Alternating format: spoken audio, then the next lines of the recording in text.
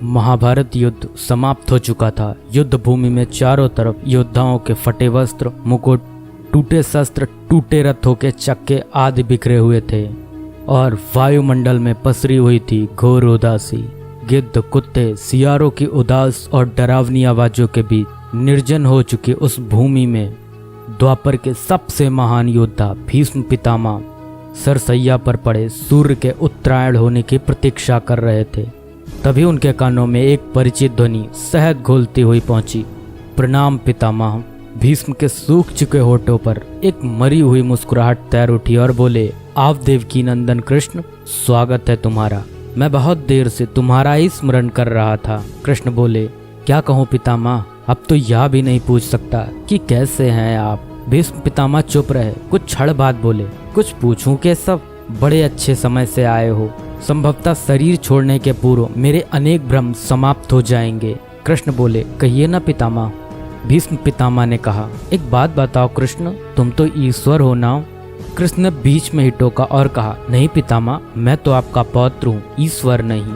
भीष्म उस घोर पीड़ा में भी ठहाके लगाकर हंस पड़े और बोले, कृष्ण, मैं अपने जीवन का स्वयं कभी आकलन नहीं कर पाया। संभवतः नहीं जानता कि अच्छा रहा या बुरा, पर अब तो इस धरा से जा रहा हूँ कन्हैया, अब तो ठगना छोड़ दो।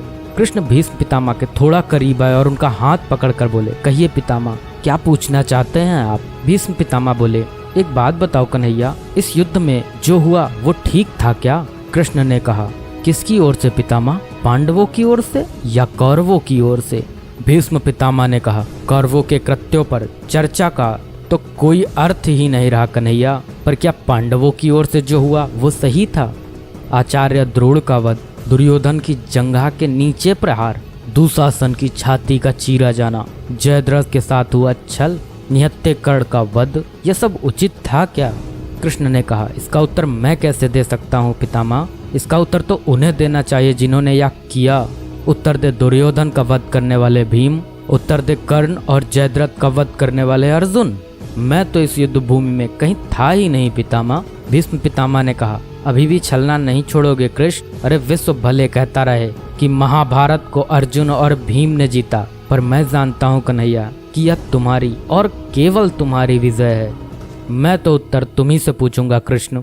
भीष्म पितामह के इतना कहते ही कृष्ण थोड़ा गंभीर स्वर में बोले, तो सुनिए पितामह, कुछ बुरा नहीं हुआ, कुछ अनैतिक नहीं हुआ, वही हुआ जो होना चाहिए। भीष्म पितामह ने कहा, या तुम कह रहे हो कि सो मर्यादा पुरुषोत्तम राम का अवतार कृष्ण कह रहा है। यह छल तो किसी युग में हमारे सनातन संस्कारों का अंग नहीं रहा, फिर यह उचित कैसे हुआ। कृष्ण ने कहा, इतिहास से शिक्षा ली जाती है पितामह, पर निर्णय वर्तमान की परिस्थितियों के आधार पर लेना पड़ता है। हर युग अपने तर्कों पर, अपनी आवश्यकता के आधार पर अपना नायक चुनता है। राम त्रेता युग के नायक थे, मेरे भाग में द्वापर आया था। हम दोनों का निर्णय एक सा नहीं हो सकता पितामह। भीष्म पितामह ने कहा, मैं कुछ समझ नहीं पाया कृष्ण। कृष्ण ने कहा, पितामह, राम और कृष्ण की परिस्थितियों में बहुत अंतर है। राम के युग में खलनायक भी रावण जैसा शिवभक्त होता था। तब रावण जैसी नकारात्मक शक्ति के परिवार में भी विभीषण जैसे संत हुआ करते थे। तब बाली जैसे खलनायक के परिवार में भी तारा जैसी विदुषी स्त्रियां और अंगद जैसे सज्जन पुत्र होते थे। उस युग में खलनायक भी धर्म का ज्ञान रखता था, इसलिए राम ने उनके साथ कहीं छल नहीं किया। किंतु मेरे युग के भाग में कंस, जरासंध, दुर्योधन, दुशासन, शकुनी, जयद्रथ जैसे घोर पापी आए हैं। उनकी समाप्ति के लिए हर छल उचित है पितामह। पाप का अंत आवश्यक है पितामह, वह चाहे जिस विधि से हो। भीष्म पितामह ने पुनः प्रश्न किया, तो क्या तुम्हारे इन निर्णयों से गलत परंपराएं नहीं प्रारंभ होंगी केशव। क्या भविष्य तुम्हारे इन छलों का अनुसरण नहीं करेगा, और यदि करेगा तो क्या यह उचित होगा। कृष्ण ने कहा, भविष्य तो इससे भी अधिक नकारात्मक आ रहा है पितामह। कलयुग में तो इतने से भी काम नहीं चलेगा, वहाँ मनुष्य को कृष्ण से भी अधिक कठोर होना होगा, नहीं तो धर्म समाप्त हो जाएगा। जब क्रूर और अनैतिक शक्तियाँ सत्य एवं धर्म का समूल नाश करने के लिए आक्रमण कर रही हों, तो नैतिकता अर्थहीन हो जाती है पितामह। तब महत्वपूर्ण होती है विजय, केवल विजय। भविष्य को यह सीखना ही होगा पितामह।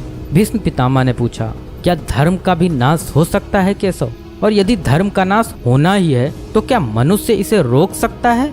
कृष्ण ने कहा, सब कुछ ईश्वर के भरोसे छोड़कर बैठना मूर्खता होती है पितामह। ईश्वर स्वयं कुछ नहीं करता, केवल मार्गदर्शन करता है। सब मनुष्य को ही स्वयं करना पड़ता है। आप मुझे भी ईश्वर कहते हैं ना, तो बताइए ना पितामह, मैंने स्वयं इस युद्ध में कुछ किया क्या? सब पांडवों को ही करना पड़ा ना। यही प्रकृति का संविधान है। युद्ध के प्रथम दिन यही तो कहा था मैंने अर्जुन से, यही परम सत्य है। कृष्ण की बातों को सुनकर भीष्म पितामह संतुष्ट लग रहे थे। उनकी आंखें धीरे धीरे बंद होने लगी।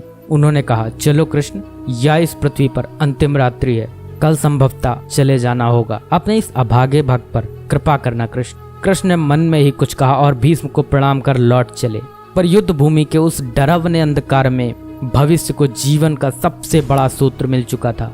जब अनैतिक और क्रूर शक्तियां सत्य और धर्म का विनाश करने के लिए आक्रमण कर रही हों, तो नैतिकता का पाठ आत्मघाती होता है।